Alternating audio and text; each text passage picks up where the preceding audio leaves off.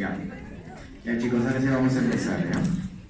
Hoy día, como les dije, vamos a hacer antihistamínicos, antiinflamatorios, donde están los AINES y los corticoides, y los antigotosos, ¿ya? Con eso vamos a terminar la clase. Vamos a ubicarnos primero aquí, ¿ya? Vamos a hacer los antiinflamatorios, ¿ya? Es lo primero que vamos a hacer. Listo.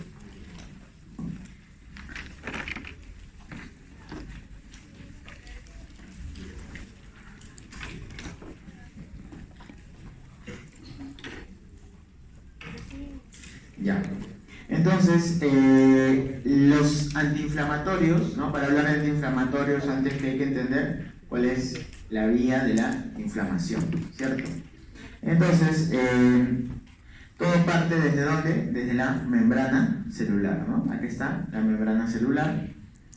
Y esta membrana celular se caracteriza porque, ¿no?, la mayor parte de la membrana está conformada por fosfolípidos, ¿no? Eso ya ustedes lo saben, ¿no? Desde biología, ¿no? Los fosfolípidos de membrana. Listo, entonces, cuando llega un agente a estos fosfolípidos de membrana, ¿ya?, ¿qué es lo que va a causar? Una noxa, ¿no? Un daño, una noxa. ¿Y este daño de qué tipo puede ser? Puede ser una noxa biológica, está fallando, ¿no? Biológica, ¿ya? Puede ser, ¿qué más? O sea, bacterias, por ejemplo, ¿no? Entonces llega la bacteria, se pone en contacto con una célula, que puede ser una célula del sistema inmune, y eso va a desencadenar una respuesta, ¿sí? Entonces, ¿quién va a desencadenar esa respuesta? Va a ser a través, en primer lugar, de los fosfolípidos de membrana. Ya, pero no, de repente no es una noxa biológica, sino es una noxa química, ¿no? Ya, química. Lo mismo, ¿no? Imagínense que meten su mano, ¿no?, en algún ácido. Ya, ese ácido, ¿qué va a hacer? Va a causar inflamación, ¿cierto? ¿Y debido a qué? A que el ácido ha estimulado, ha lesionado la membrana celular, se ha activado una serie de cascadas de moléculas que van a tener como parte, una parte de esas van a ir a la apoptosis y otra parte van a llamar células inflamatorias para trabajar en esa zona lesionada, ¿no? Entonces tenemos noxas biológicas, noxas químicas, pueden ser noxas físicas también. Ejemplo, ¿no? El sol, ¿no? Cuando te da el sol, ahí te queda rojo, ¿no? Entonces todo eso es una inflamación también que ha ocurrido, de la misma forma, ¿ya? Y aquí en biológica, bueno, vale la pena, vamos a incluir, aunque no es precisamente, pero también los virus, ¿no? Entonces son diferentes estímulos que van a desencadenar la reacción en la membrana de fosfolípidos que tienen las células, cualquier célula del cuerpo, ¿ya? Entonces partimos de ahí. Ahora veamos acá, ¿no? Entonces acá tenemos nuestro fosfolípido de membrana. Listo, este fosfolípido, para que desencadene toda esta cadena, ¿no?, de moléculas inflamatorias, va a tener que actuar enzimas, ¿ya? Y ahí tenemos una muy importante, la fosfolipasa A2, ¿ya? La fosfolipasa A2. Importante, ¿por qué? Porque es la que desencadena toda esta cadena de reacciones, y más adelante veremos que justamente los corticoides, ¿ya?, van a bloquear esta fosfolipasa A2. Por eso que los corticoides son antiinflamatorios también, ¿no? Pero en este caso los corticoides son antiinflamatorios ¿de qué tipo? Esteroideos, ¿ya? Entonces los corticoides son antiinflamatorios esteroideos. ¿Ya? En esta primera parte de la clase, ¿qué vamos a ver? A los no esteroideos. ¿Ya? Y ahí hay un grupo grande de diferentes familias químicas de fármacos. ¿Listo? Entonces este fosfolípido va, mediante la acción de la fosfolipasa A2, se va a convertir, ¿no? Es una serie de cadena de reacciones químicas, pero acá va a destacar que vamos a tener aquí al ácido araquidónico, ¿no?, que va a ser el precursor o mejor dicho, sobre este ácido araquidónico, vamos a tener dos vías, que ustedes saben, ¿no? Una va a ser las vías de un grupo de enzimas, que es la ciclooxigenasas, ¿cierto? O sea, la vía de las COX. Y tenemos otras vías aparte, ¿no? Por ejemplo, las que generan leucotrienos, ¿sí? Esa es la vía de las lipoxigenasas. ¿Ya? Los AINES, ¿a qué nivel actúan? Acá, ¿no? Acá están los AINES. ¿Listo? Los AINES van a bloquear parte de la cadena de inflamación, pero es una parte. Por el otro lado está la de la lipoxigenasa. Entonces, si yo doy AINES, bloqueo parcialmente la cadena inflamatoria. Quedaría para que se bloquee todo arriba, ¿no? Corticoides. Pero el problema con los corticoides justamente son los efectos adversos, ¿ya? Que son variados, que va a depender mucho de la dosis y el tiempo que se esté utilizando el corticoide. ¿Listo? Ya. Entonces continuamos, ¿sí? Aquí nos detenemos, ¿no? en el ácido araquidónico. ¿Por qué? Uy, lo relleno. Entonces, ¿por qué nos detenemos acá? Porque aquí es importante que mencionemos lo que ocurre ¿dónde? En la dieta. ¿Ya? En la dieta. Entonces, ustedes saben que dentro de la dieta tenemos ácidos grasos esenciales y no esenciales, ¿cierto? Ya, dentro de los ácidos grasos que debemos consumir, destacan, y seguramente lo han llevado ya en otros cursos, omega 3, omega 6, ¿cierto?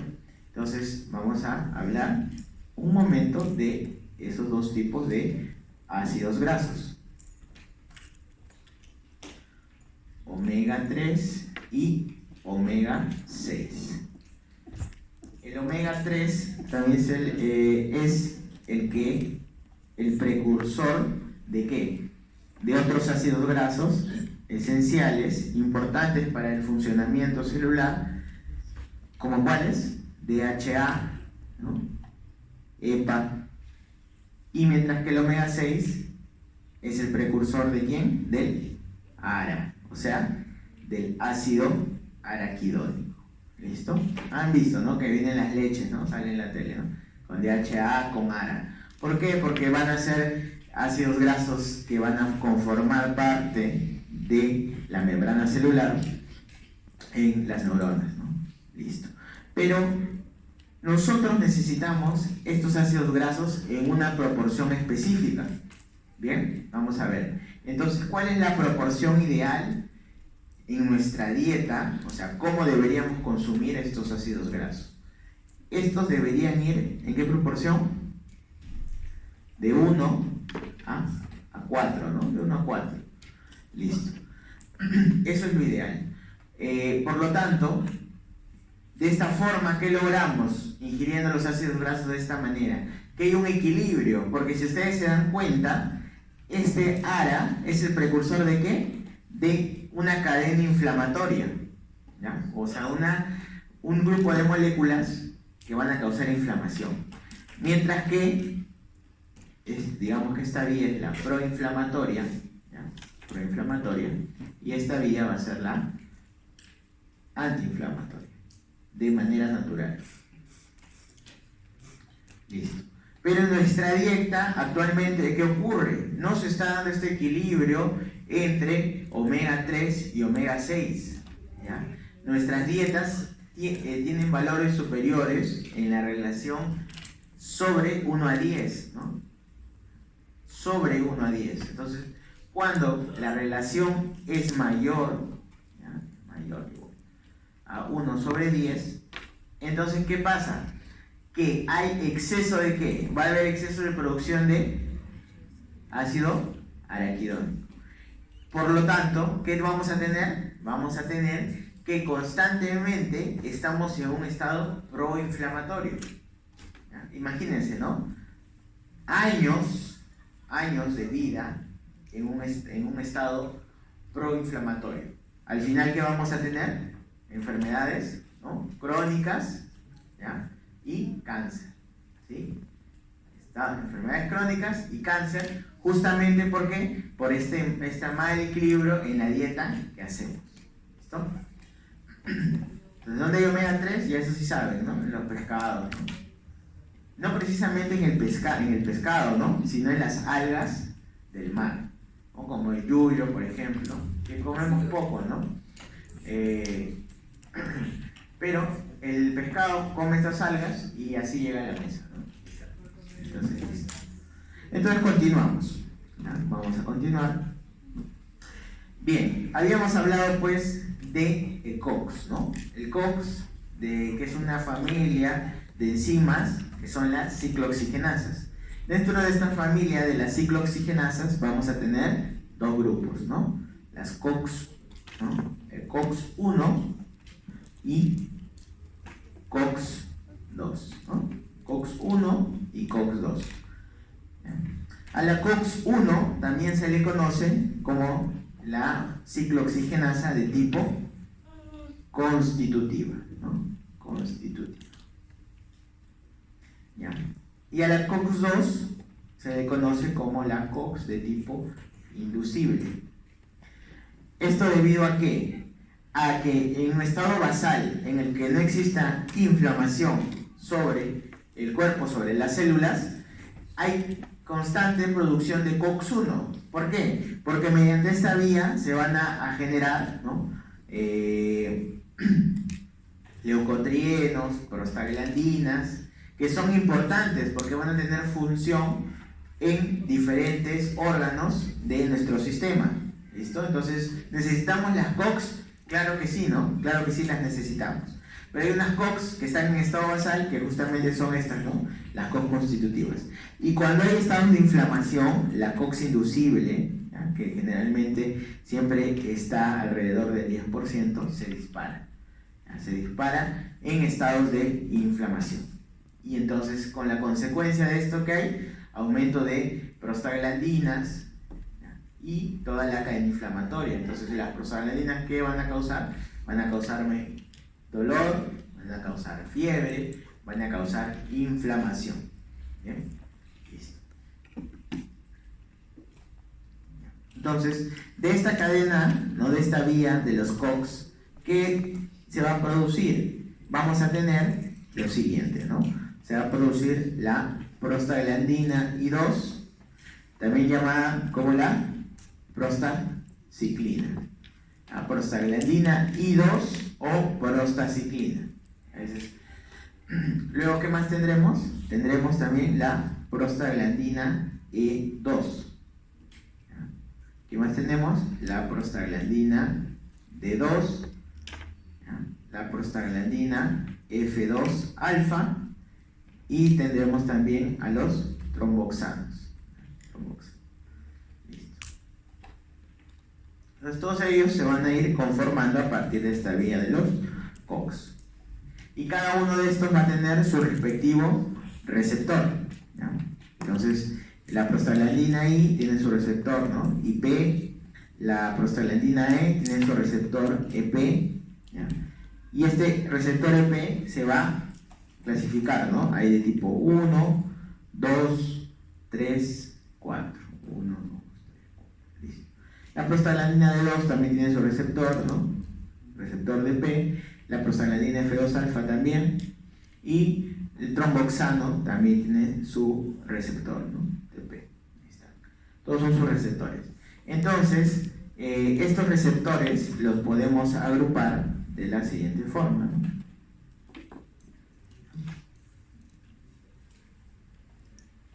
El receptor E1, ¿ya? E1P o EP1, luego tenemos el receptor DP y el TP. Estos tres son los receptores que, sobre todo, su efecto va a ser de tipo vasoconstrictores. Estos son los vasoconstrictores y van a utilizar como segundo mensajero ¿a quién? Al calcio. ¿Ya? Al calcio. Entonces van a hacer que aumente el calcio intracelular. ¿Ya? El EP1, el DP y el TP.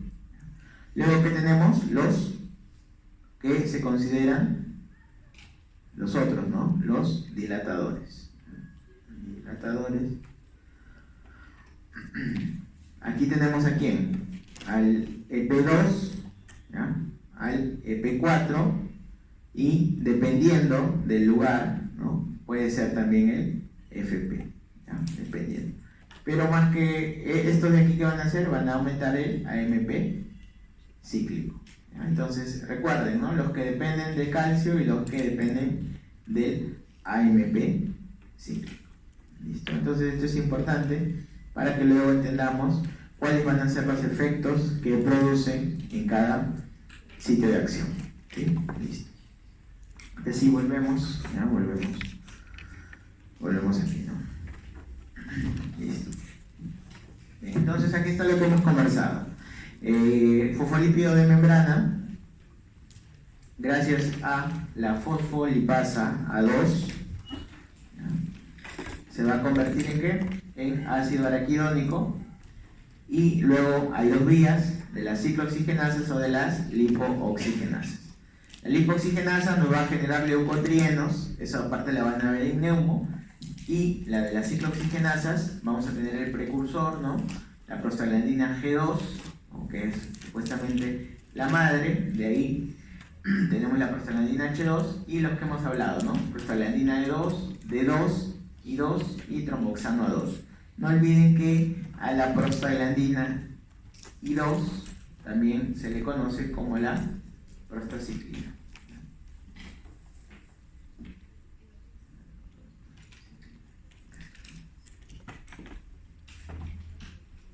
Ya, listo. Entonces, veamos, ¿no? ¿Para qué nos sirve el tromboxano A2? ¿Ya? El tromboxano A2 va a formar parte de toda la, mejor dicho, de la hemostasia primaria, ¿no? La hemostasia primaria, ¿de quién depende? De las plaquetas, ¿cierto? Y entonces dentro de los pasos que tenemos en la hemostasia primaria, recuerden, ¿no? Teníamos la adhesión, luego que teníamos la activación, la agregación, ¿ya? Entonces, ¿cuál es la función del tromboxano A2? Como activador, ¿ya? Activador plaquetario.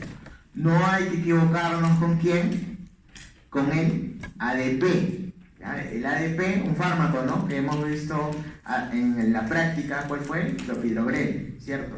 El clopidogrel, ¿dónde actúa? A nivel de ADP, y ADP es el principal agregador. Entonces si me dicen el principal agregador va a ser ADP, pero respecto a la activación tengo al tromboxano A2, ¿ya? Entonces no nos equivoquemos. Por eso yo cuando quiero dar mi terapia lo puedo hacer en diferentes puntos, ¿no? A nivel de activación con ácido acetilsalicílico, que vamos a ver en breve, a nivel de agregación con el clopidogrel, o lo puedo hacer directamente sobre los receptores, ¿no? Sobre las glicoproteínas 2B3A, ¿no? Con tirofibra. Listo. ¿Qué más hace el tromboxano A2? Recuerden qué pasa cuando te lesionas, ¿no? Justo lo vimos hace un rato. El receptor, el tromboxano A2, ¿cuál es? El TP. Entonces, ¿para qué sirve? Tú te cortas, que hay una vasoconstricción, ¿ya? Hay una vasoconstricción y luego va a haber proliferación de la capa de músculo liso para la regeneración. Entonces, estas son las funciones que va a tener el tromboxano 2. ¿Necesitamos tromboxano? Sí, ¿no? Obviamente, porque va a formar parte de la hemostasia primaria. Pero va a ser un blanco terapéutico, sobre todo ¿de quién? Del ácido acetilsalicílico, ¿no? Que vamos a ver en breve. Listo. Luego tenemos a quién? A la prostaglandina I2, o también llamada la prostaciclina, ¿no? No olvidemos, prostaglandina I2 o prostaciclina, que junto con la prostaglandina E2, ambos van a tener una función importante. ¿Por qué? Van a actuar ¿a qué nivel? A nivel renal. Entonces, ¿se acuerdan del riñón? ¿Se acuerdan del riñón? Está en el riñón, ¿no? Ya. Entonces, un poco feo. Ya. Entonces, en el riñón, ¿no? Lo llevo al microscopio. ¿Y qué iba a tener? ¿No? Así, ¿no? Así. Aquí está el ovillo, ¿no? El ovillo. Ahí está. Y rodeando aquí envuelve la cápsula, ¿no? La cápsula de Bowman. ¿Sí? No se ve bien, ¿no? Los colores ahí. Con azul, si no, la cápsula, ¿no? Listo, entonces, ¿dónde van a actuar estas prostaglandinas E2 y prostaciclinas? A ese nivel, ¿no? A nivel de la arteriola aferente. ¿Y qué van a permitir? Van a permitir que el arteriola esté abierta, ¿sí? O sea, la van a dilatar, van a ser vasodilatadores a ese nivel, ¿no? ¿Para qué? Para mantener un flujo renal constante. Bueno, sí, supongo que lo han hecho en fisiología, ¿no? Es como que tienen la puerta de entrada y la puerta de salida. Entonces, tienes que mantener acá abierto para que ingrese la sangre al glomérulo. ¿Listo? ¿Qué pasa cuando, ya lo vamos a ver, ¿no? En los efectos adversos, cuando consumo AINES, ¿no? ¿Quién no ha tomado pues su ibuprofeno, naproxeno, ¿no? ¿Qué pasa? Me estoy llevando o estoy dejando de producir prostaglandina E2, prostaciclina, ¿ya? En una persona normal, en una persona joven, no pasa nada, ¿ya? Pero imagínense una persona que ya tiene daño renal y le está cerrando el ingreso de sangre al glomérulo. Entonces ahí sí vamos a tener daño a nivel renal. ¿En qué otras ocasiones? Cuando el consumo de AINES se hace de manera crónica. ¿Ya? De manera crónica también. ¿Por qué? Porque me estoy barriendo acá, ¿no? Prostaglandina E2 y prostaglandina I2, ¿no? Que van a permitir que esté abierto el ingreso. Bien. Luego, también la prostaglandina E2 y la I también, ¿para qué me sirve? Para proteger la mucosa gastrointestinal, ¿ya? Como protector de mucosa gastrointestinal. Esto también, ¿qué va a explicar? Efectos adversos, ¿ya? Me tomo mi naproxeno, una dosis, generalmente, persona joven sin comorbilidad, no pasa nada, ¿ya? ¿Por qué? Porque prostaglandina E2 y 2 son los que van a favorecer la producción de moco en estómago. Pero igual, ¿no? Consumo crónico de AINES, no vamos a contar entonces con la barrera mucosa. Se barre la barrera mucosa y eso va a explicar pues los efectos adversos que tenemos con AINES, que son úlceras, sangrado de tipo gastrointestinal. Bien, a eso se debe entonces, y esa es la explicación. Luego, la prostaglandina E2 y D2 también van a causar broncodilatación, ¿ya? Broncodilatación importante, ¿ya? La broncodilatación. La prostaglandina I2, solo la I2, ¿en qué situaciones se produce? ¿Ya? En situaciones de embotellamiento vascular, ¿ya? O también cuando hay cizallamiento. ¿Por qué? Porque la prostaglandina I2, también llamada prostaciclina, en conclusión, ¿qué es lo que va a producir? Vasodilatación. Va a producir vasodilatación a nivel vascular.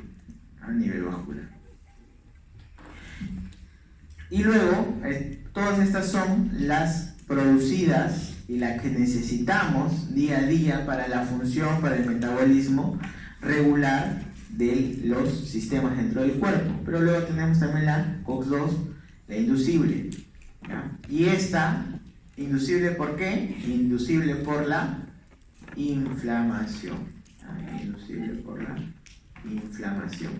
Listo. Entonces, aquí vamos a recordar, breve nada más, 3 cosas importantes.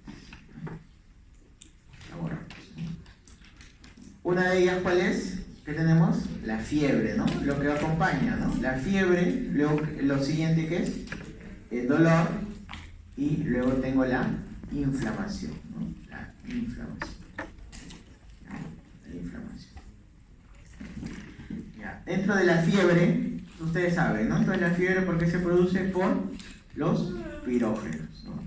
Los pirógenos. Los pirógenos, que pueden ser de dos tipos, ¿no? Los pirógenos exógenos. Ya. ¿Y estos qué son? ¿De dónde vienen los pirógenos exógenos? Van a venir de la envoltura celular, por ejemplo, de bacterias, ¿no? O de las membranas celulares de bacterias que forman antígenos y esos van a producir fiebres, ¿no? Fiebres. Pero a su vez, el cuerpo también, ¿no? Va a producir sus propios pirógenos, los pirógenos endógenos. ¿Y estos dónde van a ir a actuar? Van a ir a actuar a nivel del regulador, ¿no? El regulador de la temperatura corporal. ¿Cuál es? El hipotálamo, ¿no? El hipotálamo. Específicamente en dónde? El hipotálamo anterior, ¿no? Ahí está. Entonces los pirógenos endógenos vamos a tener dos fases para la producción de fiebre, ¿ya? Una fase inicial y una fase final. ¿Listo? En la fase inicial de la producción de la fiebre vamos a tener que se producen ceramidas a nivel de ¿qué? Del núcleo supraóptico, ¿ya? En hipotálamo anterior. ¿Listo? Y en la fase final de la formación de pirógenos endógenos, ¿ahí quién va a destacar? La prostaglandina E2. ¿Ya? Pero esta prostaglandina E2 que cruza, ¿no? La barrera hematoencefálica y se va hasta el nivel de sistema nervioso central, ya dijimos a nivel de hipotálamo, y es justamente la que va a producir fiebre. Por eso, cuando yo tomo mis AINES, también me baja la fiebre, ¿no? Porque están bloqueando la producción de prostaglandina E2. Ahora, hay fármacos que van a bloquear más en mayor medida, otros que bloquean en menor medida la prostaglandina E2.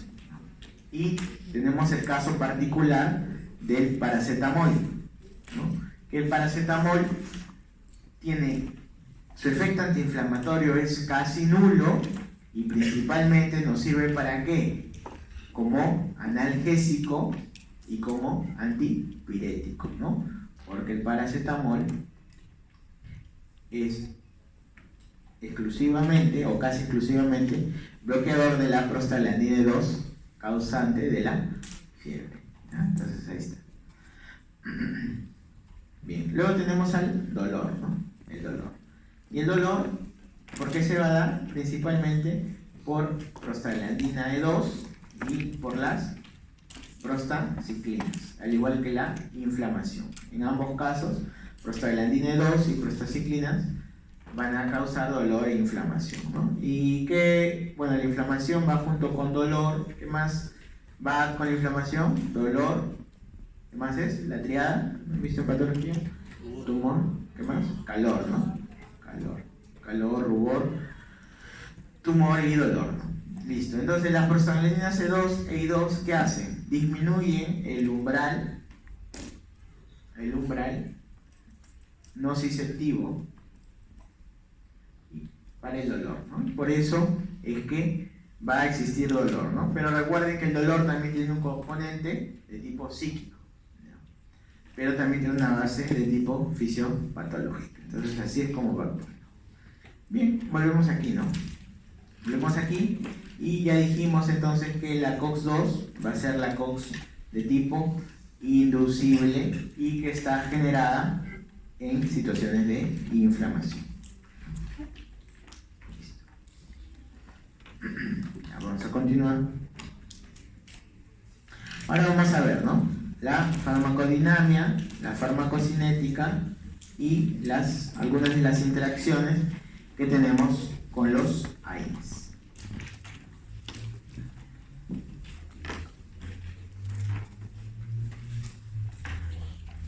Ya. Entonces, nuevamente, ¿no? COX-1, constitutible, COX-2, la inducible, ¿no? Inducible, ¿por qué? Por injuria, ya dijimos los tipos de injuria, por isquemia también, ¿ya? Ahí se genera la COX-2, ¿no? Isquemia es como ¿cuál? La del infarto agudo de miocardio, ¿no? En infarto agudo de miocardio hay COX-2, ¿no? Convulsiones, neurodegeneración, y esto se va a bloquear o con AINES o con corticoides, ¿no? No olviden las dos vías que ya vimos, la de la ciclooxigenasa y de la lipooxigenasa. Listo. Entonces, dentro de la farmacodinámica, ¿qué tenemos que recordar? Que los AINES, ¿ya?, van a tener sus efectos, ¿cuáles van a ser? Como antiinflamatorios, como analgésicos y como antipiréticos.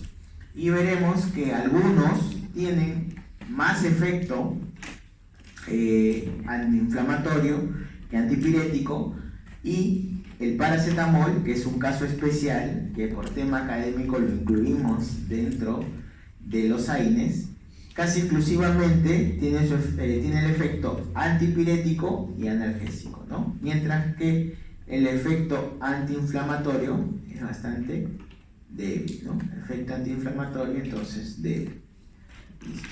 Y a su vez, cada AINE, que vamos a ver en la siguiente lámina, se va a clasificar en diferentes grupos, va a tener más o menos afinidad, ¿no?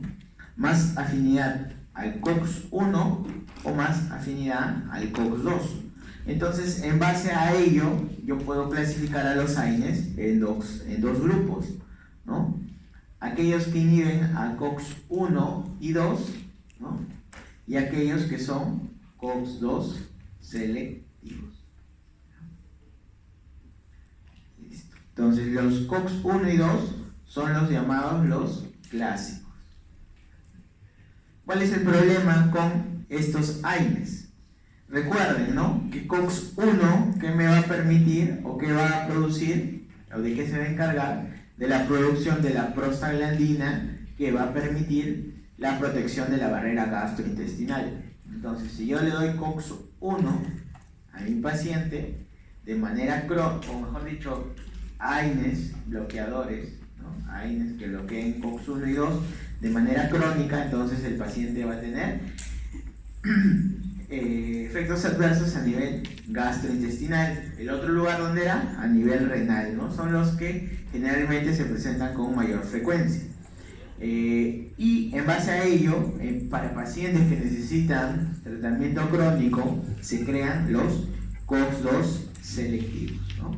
Selectivos entre comillas, ¿no? Porque si bien tienen una alta afinidad por COX-2, también tienen algún efecto igual sobre COX-1, ¿no? Ejemplos del COX-2 selectivo, Celecoxib, ¿no? Como Celecoxib.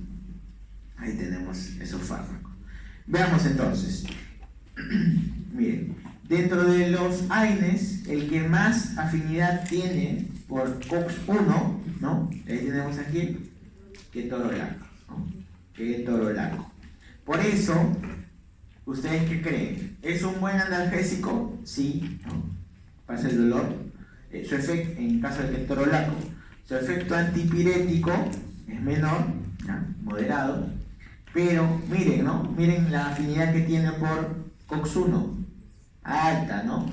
Por lo tanto, ¿qué creen? Es uno de los fármacos que en consumo crónico rápidamente va a producir sangrado intestinal en los pacientes, ¿ya? Entonces, COX-1, gran afinidad, ketorolaco, gran afinidad COX-1, pero a la vez muchos efectos adversos, ¿no? ¿En qué presentación viene? 10 miligramos en tabletas, ¿ya? Pero tiene muchos efectos adversos. Luego va bajando, ¿no? La aspirina, flurbiprofeno, ketoprofeno, indometacina. Indometacina, ¿no? Importante fármaco porque de los tres efectos que podría tener como antiinflamatorio, analgésico y antipirético, es de los AINES con mejor efecto antiinflamatorio. Por eso en reumato, ¿no?, para todas las artropatías crónicas, indometacina, van a ver, ¿no? Cuando vayan avanzando en el desarrollo de la carrera, siempre es el fármaco de elección, indometacina. Pero ¿cuál es el problema con indometacina? Uno, que hay que tomarlo varias veces al día, ¿ya? Y se acuerdan ustedes, ¿no? En la primera clase seguro vieron, ¿no? Entonces acá está, ¿no? Para que un fármaco tenga efecto, debe cruzar el umbral terapéutico, ¿cierto? Pero ¿qué pasa si tú das un fármaco como esto varias veces al día? Tienes picos de fármaco y luego tienes momentos que cae debajo del umbral.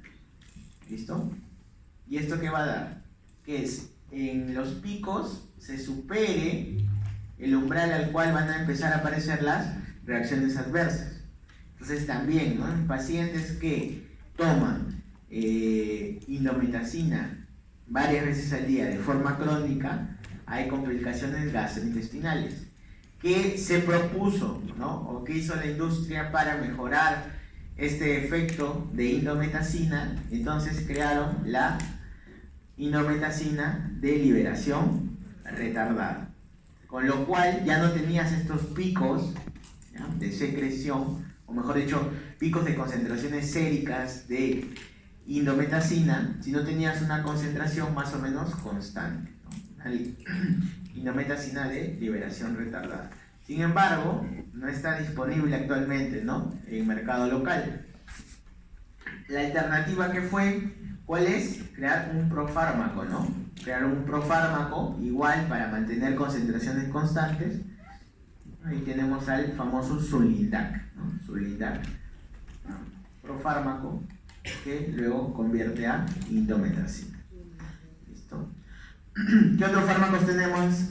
Va disminuyendo la afinidad: naproxeno, tolmentin, ibuprofeno, ¿ya? Y luego tenemos los que más se inclinan hacia la afinidad para los COX-2, ¿ya? Y ahí, ¿quiénes están?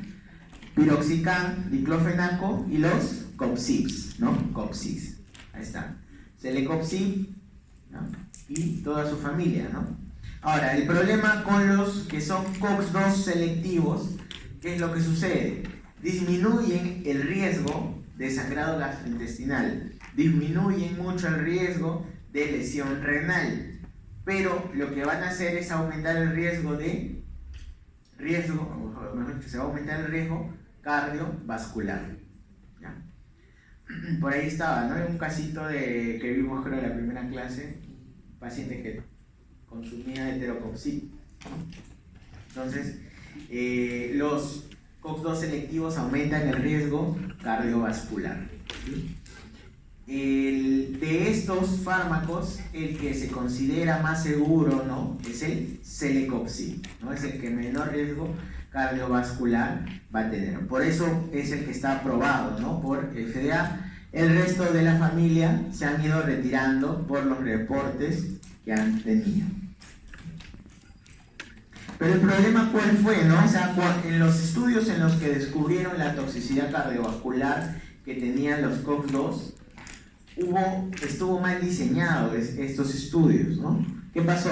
Que la población que escogieron para utilizar los COX-2 selectivos, ¿no?, o sea, era población con riesgo gastrointestinal. ¿Quiénes eran sobre todo? Ancianos. Los ancianos per se tienen riesgo de sangrado gastrointestinal por el consumo de AINES, y les comenzaron a dar COX-2. Entonces, obviamente, ¿no?, si tienes tu población adulta mayor, también van a tener más efectos, ¿no?, cardiovasculares asociados, y de inmediato se le asoció al uso de los COX-2, ¿no? Pero además esto tiene una explicación farmacológica también. ¿Qué es lo que sucede?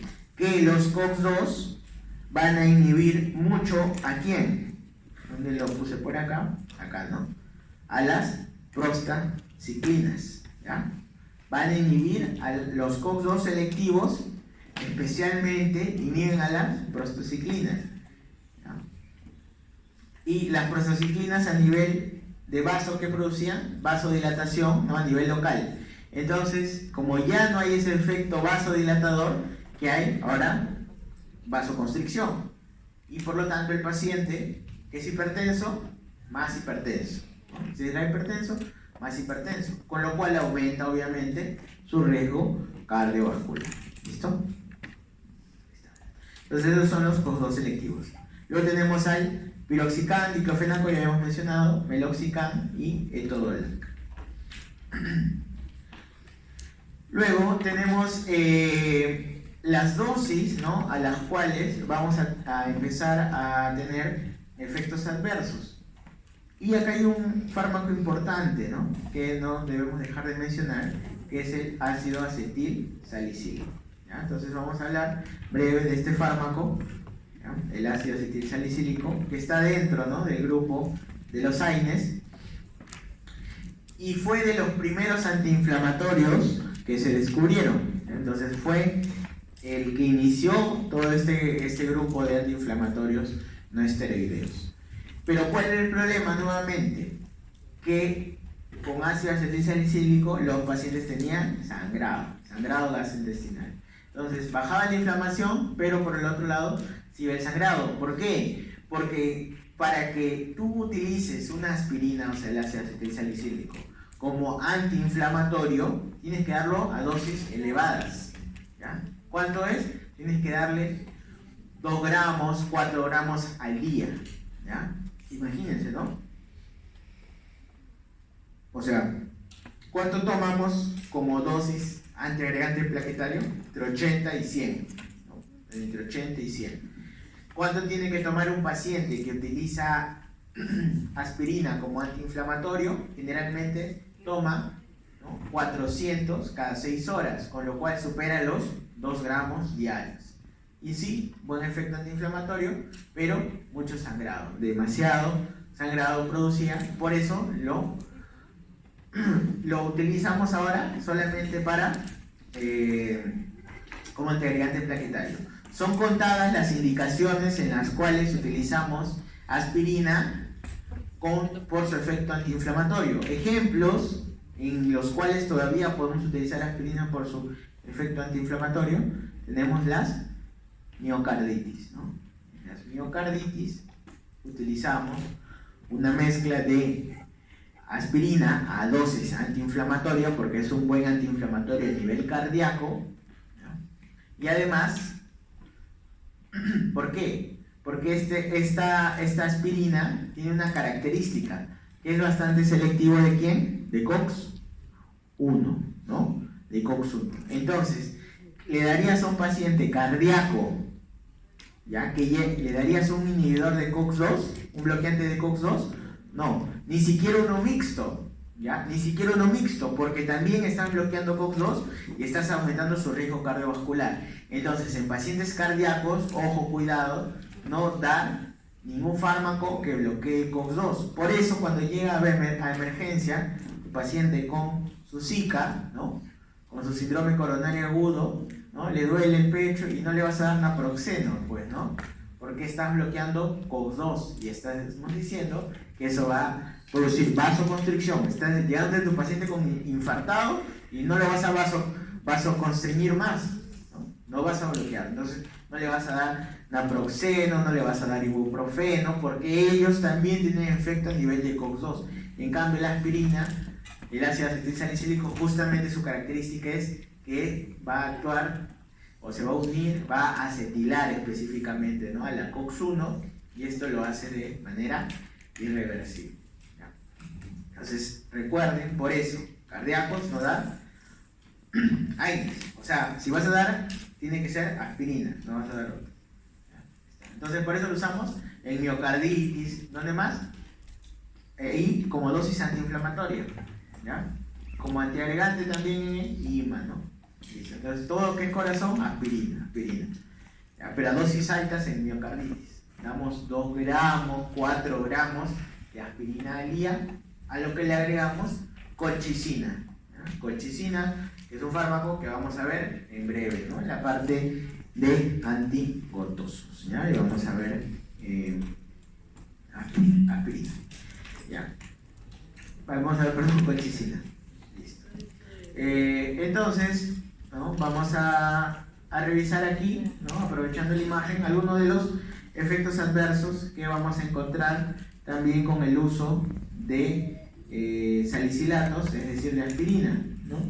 A dosis bajas, ¿no? A concentraciones séricas bajas, nos sirve como antiagregante plaquetario, como antipirético y como analgésico, ¿no? A dosis elevadas, como antiinflamatorio, ¿ya? Como antiinflamatorio. Pero cuando superamos dosis de 50 miligramos por decilitro en concentración sérica en sangre, o sea, cuando estamos tomando más de 4 gramos diarios de este fármaco, entonces ya empiezan otros efectos adversos, ¿como qué? Como hiperventilación, ¿ya? A producir hiperventilación. ¿Qué van a producir? Tinnitus. Incluso esto lo puede llevar hasta el coma del paciente, ¿ya? Hasta el coma. No olvidemos de aspirina, ¿ya? Tiene un tiempo de vida media de 3 horas, ¿ya? 3 horas.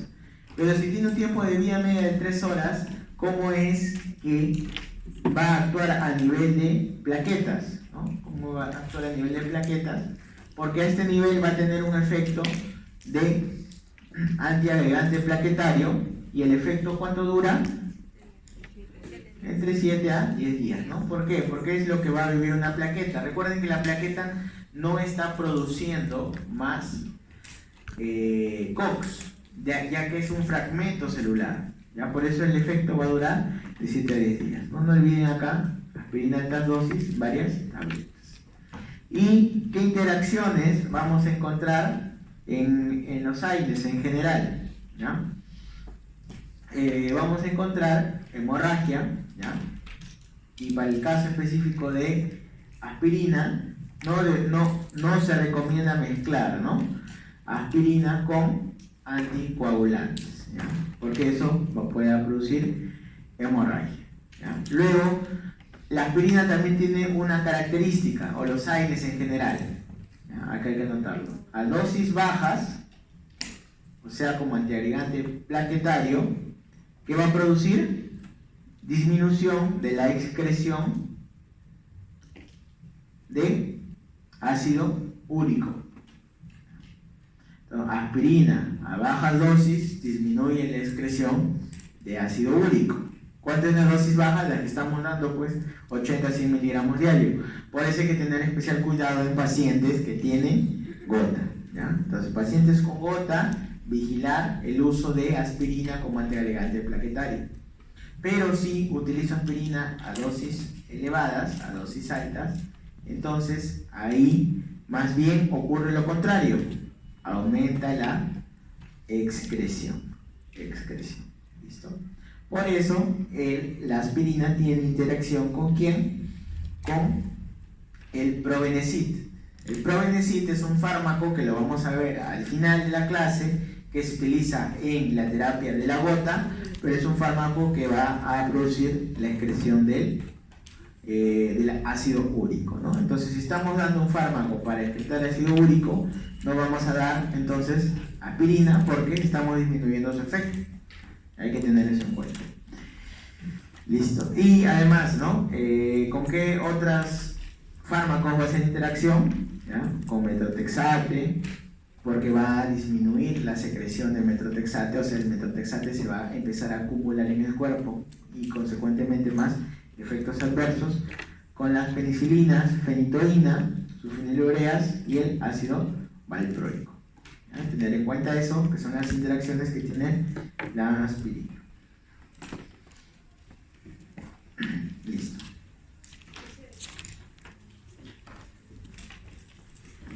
Ya, continuamos entonces, nos vamos a ubicar acá.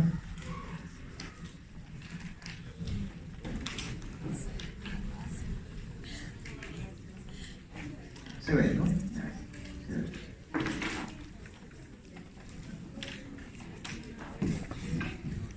Ya, entonces acá que vamos a ver, justamente lo que les había estado explicando respecto al riñón, ¿no? En el riñón, ¿qué teníamos?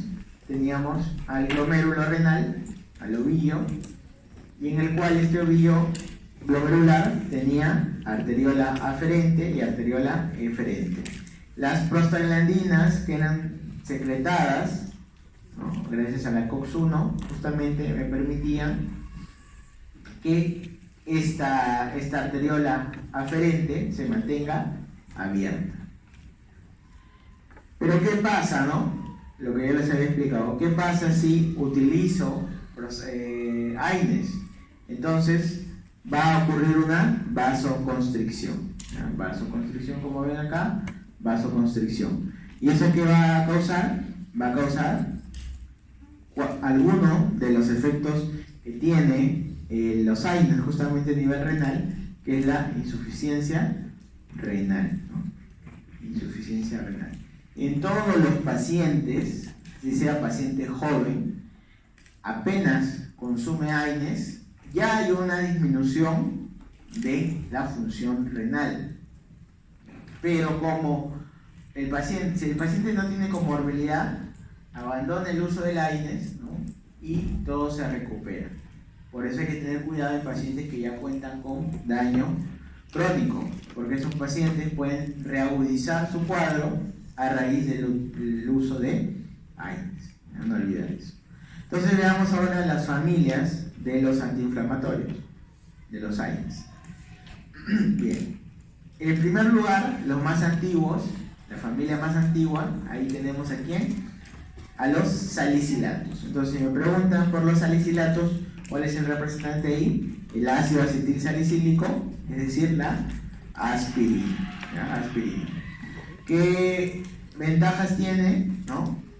El más antiguo, todos ya conocen bien su farmacocinética y farmacodinámica, y de fácil uso, ¿no? De fácil acceso, barato. El problema, ya les dije, que va a tener muchos efectos adversos, sobre todo a nivel gastrointestinal. ¿No? Gastrointestinal. Luego tenemos dentro de los salicilatos otro fármaco, que es el diflunisal, que se caracteriza porque, resalte, ¿no? Que no tiene efecto antipirético. No tiene efecto antipirético, pero es mejor porque produce menos irritación gastrointestinal. Segundo grupo, el grupo de los derivados del ácido acético. ¿No? Y ahí está ¿quién? Indometacina. ¿No? Indometacina, resáltenlo. Resáltenlo. No hay que olvidar este fármaco. Indometacina, resáltenlo. ¿Por qué? Aquí está, ¿no? Lo que yo les había comentado. Muy potente. ¿No? Muy potente. Por eso, ¿en qué casos lo vamos a utilizar? En las artropatías inflamatorias. ¿Ya? Esa inflamación es tan intensa, ¿ya?, que hay que buscar un fármaco muy potente como es la indometacina. Pero ¿cuál es el problema? Sangrado, que va a producir igual, sangrado gastrointestinal. Para disminuir eso les comenté que habían hecho la indometacina de liberación prolongada, pero que no tenemos disponible. Entonces tenemos uno de esa familia, el Sulindac, ¿ya? Un profármaco de la indometacina, y este que me va a permitir tener un tiempo de vida media más largo comparado con indometacina. Yo no tengo que darlo 3, 4 al día, sino solamente 2, ¿ya? 2 veces al día. 2 veces al día. El siguiente fármaco, ¿ya?, el siguiente grupo farmacológico es el del ácido propiónico. Y este es el que, dentro de los que más utilizamos, ¿no? ¿Ahora cuál tenemos? A ver, ibuprofeno, ¿no? Entonces, ¿quién alguna vez no ha tomado ibuprofeno? ¿No? Ibuprofeno, bastante usado. ¿Y cuál es lo bueno de ibuprofeno? Ibuprofeno tiene un rango terapéutico amplio, ¿no?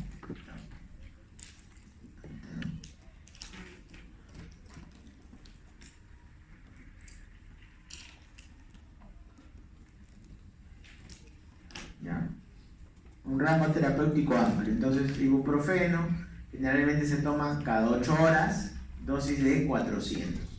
Pero podemos dar 800 también, y está dentro del mismo rango terapéutico. Ibuprofeno, no olvidar, ¿no? 400, arrancamos en 400, cada 8, podemos dar hasta 800 como dosis o como fármaco antiinflamatorio, ¿no?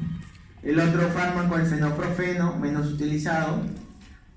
El que sí se utiliza bastante, ¿cuál es? El ketoprofeno, ¿no? El ketoprofeno, ¿ya?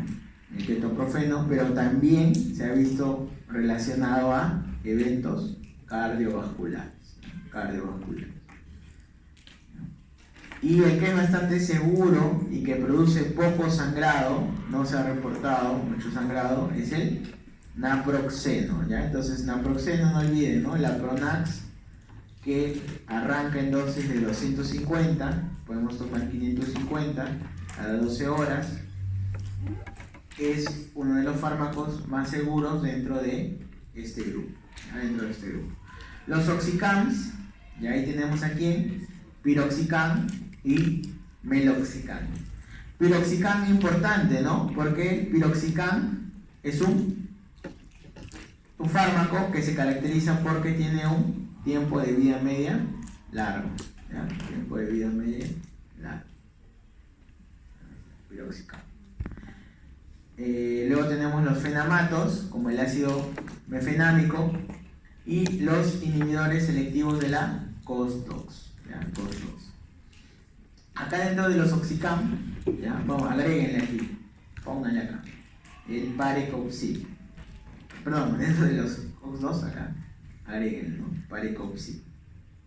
Acá solamente han puesto el celecopsid, ¿ya? Ahora agreguen al parecopsid. ¿Por qué? Porque el parecopsid también tiene una característica importante, uno que es un profármaco y el otro es que tiene un tiempo de vida media bastante elevado, con lo cual yo puedo administrar, ¿no? Pocas veces al día, ¿no?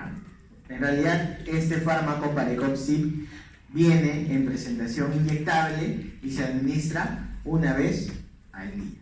Entonces, ¿en quién voy a administrar una vez al día el fármaco? En personas que no tienen comorbilidad, ¿no? Un anciano que tiene falla renal, ¿no? Un anciano con antecedentes de úlcera gastrointestinal, ¿le daré un AINES de tiempo de vida media largo?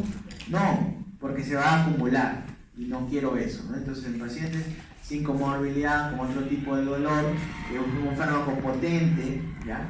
Que va a tener poco efecto adverso gastrointestinal y que tiene un tiempo de vida media largo, está parecopsid, ¿no? Una ampolla, lo pueden conseguir, y el celecopsid, ¿no? El problema con estos fármacos COX-2, que son, entre comillas, nuevos, es su costo, ¿no? Su costo. Entonces, parecopsid, ¿no? 30, 40 soles, una ampolla, ¿no? De parecopsid. Pero ventajas, menos sangrado, ¿no? No olviden, ¿ya? No olviden que son los que menos sangrado van a tener. Entonces repasemos los efectos adversos o lo que va a ocurrir a nivel de cada sistema, ¿sí? El sistema digestivo, sangrado gastrointestinal, ¿no? Ya eso lo hemos dicho varias veces. Sangrado gastrointestinal. Y sobre todo, ¿no? A nivel de fondo y cuerpo, ¿no? Fondo y cuerpo. En antro es menos, ¿no? En antro es menos. En antro, ¿quién va a ser principal causante de sangrado? Helicobacter, ¿no? Entonces, úlceras por Helicobacter sangran, ¿dónde? Antral. Pero cuando la lesión es por AINES, sobre todo es en fondo y es en cuerpo del estómago, ¿ya? En plaquetas va a disminuir la agregación a nivel renal que va a producir vasoconstricción de la aferente.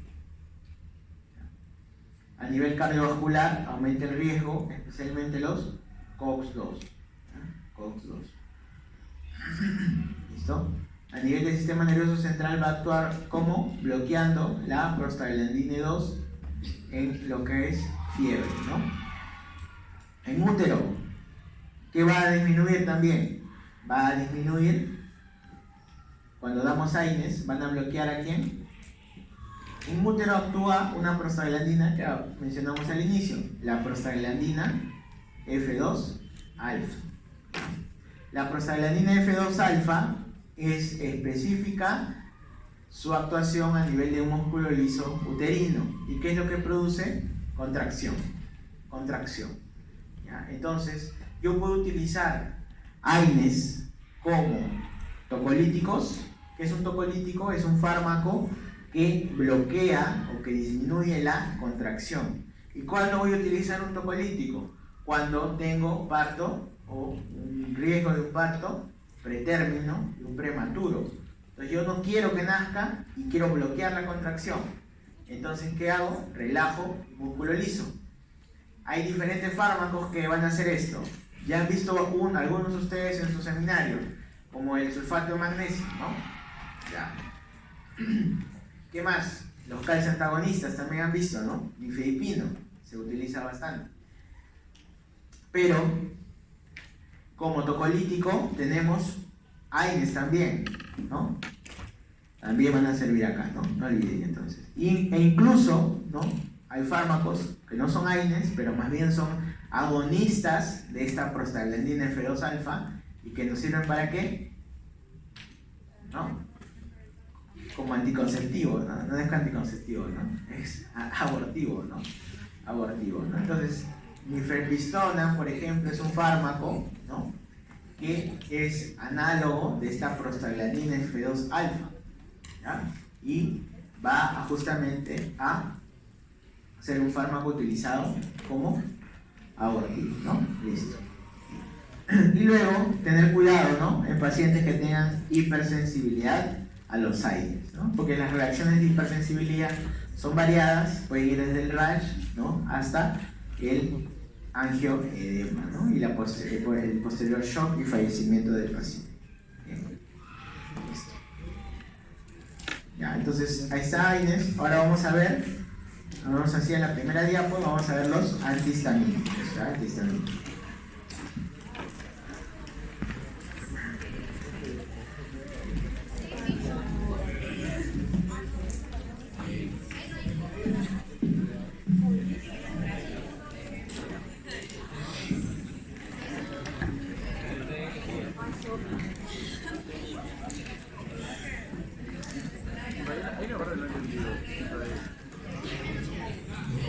¿Dan break acá? Sí. Ah, ya, entonces vamos a hacer break, pues.